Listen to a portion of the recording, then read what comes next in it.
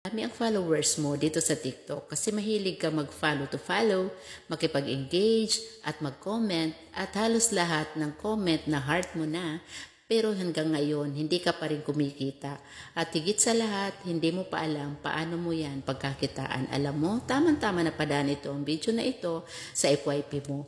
Ang kailangan mo lang ay kumonekta ka sa sistema na ginagawa namin dito sa TikTok na kung tawagin ay OBA. Ang gamit lang ang cellphone, stable internet connection, pwede ka nang kumita ng additional 20 up to 30,000 at pwede sa iyo ito kahit isang breadwinner, empleyado, estudyante, OFW at full-time mom.